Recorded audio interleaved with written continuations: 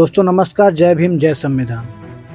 मैं आपको दो वीडियो दिखाना चाहूँगा जो दुबई की हैं। वहाँ पर एक आदमी की ज़िंदगी की कीमत कितनी होती है और किस तरह उनके लिए इमरजेंसी सर्विस दी जाती है, इस वीडियो में आप देख पाएंगे।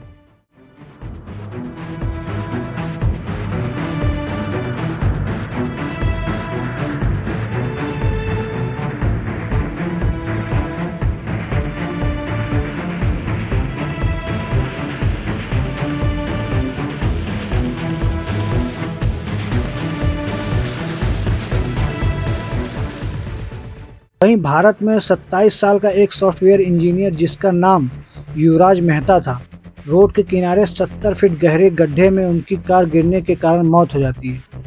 जबकि वह 2 से ढाई घंटे तक मदद मांगता रहा कि मुझे बचा लो, मैं मरना नहीं चाहता। मोबाइल का फ्लैश जलाता रहा, लेकिन सिस्टम की लापरवाही के कारण उसकी जान चली गई, या यूँ कह ले सरकार और सिस्टम ने उस इंजीनियर की हत्या कर दी। इन सब के बावजूद फ्लिपकार्ट में काम करने वाला डिलीवरी बॉय जो वहां से गुजर रहा था, उसने हिम्मत दिखाई और अपने कमर में रस्सी बांधकर उस गड्ढे में कूद गया। उसके बताने के अनुसार वह लगभग 50 मीटर तक तैर कर गया, लेकिन तब तक देर हो चुकी थी। युवराज मेहता डूब चुका था। उसने बाकायदा मीडिया पर बयान दिया और पूरे सिस्टम की पोल खोल डाली। 2 घंटे उस लड़के ने अपने फोन की टॉर्च जला के रोड पे जितने भी लोग चल रहे थे उनसे मदद मांगी थी। फ्लिपकार्ट में काम करता हूँ, तो मैं 1:45 में मेरा ऑर्डर बाजा ली ग्रांड का, तो मैं यहाँ तो मैं देखता हूँ तो वो जो है ड्रामे कर रहे थे कि ठंडा पानी है, इसमें सरिया है, हमारे लग जाएगी। मैंने वो 2 मिनट देखे, मैं कहीं ड्रामा क्या कर रहे हैं। मैंने बोला तुम बाहर आओ, मैं जाता हूँ। मैंने अपने सारे कपड़े उतारे। कपड़े उतारने के बाद मैं अंदर जाके देखता हूँ, मैंने अपना रस्सा बांधा कमर में। मैं कम से कम 50 मीटर भीतर गया रस्सा बांध के। मैं देख के आया, ना तो लड़का था ना ही वो गाड़ी थी। फायर ब्रिगेड वाले भी आगे थे, पुलिस प्रशासन भी था, यहाँ पे कई गाड़ी पुलिस वालों की भी थी।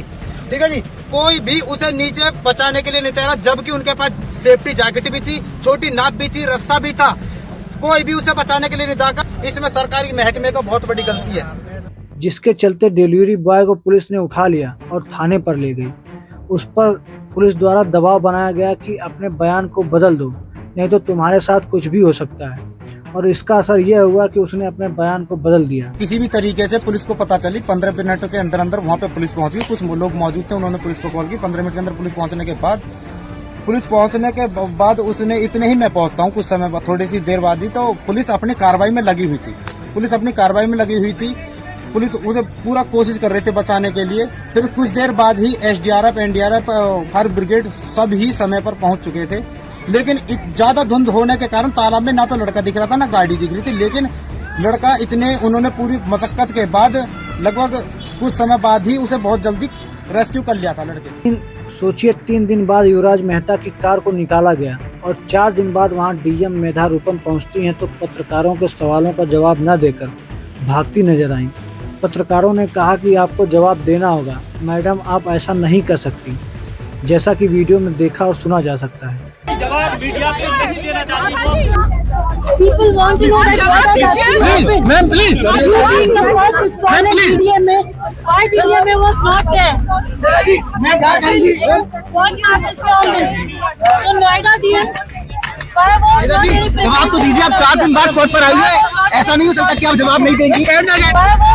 जवाब तो दीजिए, आप 4 दिन बाद कोर्ट पर आइए। ऐसा नहीं हो सकता कि आप जवाब नहीं देंगी। दोस्तों, अब जरा मेधा रूपम के बारे में जान लेते हैं, जो नोएडा यानी गौतम बुद्ध नगर की मौजूदा DM के पद पर हैं।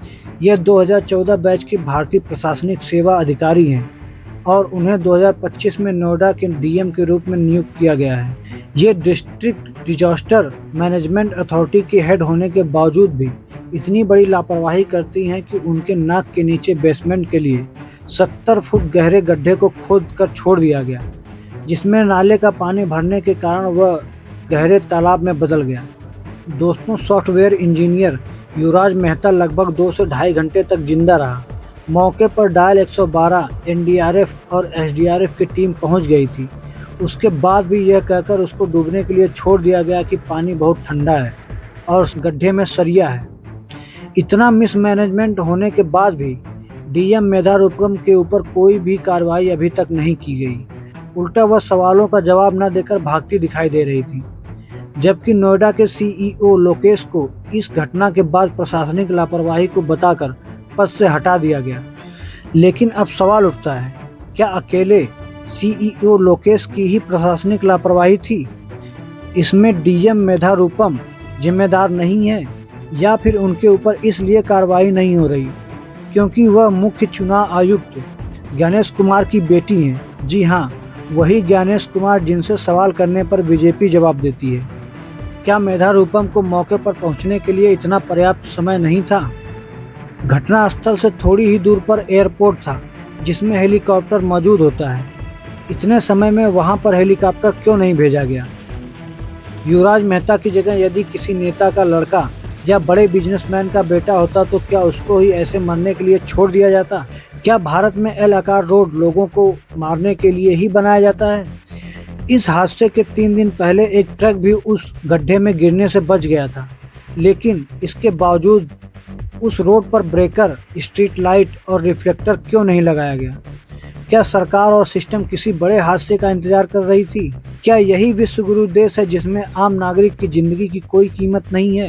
आज हमारे देश में जहां नेता के नाम पर भगवान राम और हनुमान भारत की धरती पर राजनीति कर रहे हैं, उनकी पूजा हो रही है, नमो नमो के मंत्र जाप जनता से करवाया जा रहा है, और इसी देश में ऐसे ऐसे बाबा हैं जो किसी भी व्यक्ति को देखकर उसके भविष्य की पर्ची निकाल देते हैं। लेकिन फिर भी इस देश में भ्रष्टाचार, बलात्कार, हत्या और चोरी इत्यादि जैसी घटनाएं क्यों हो रही हैं?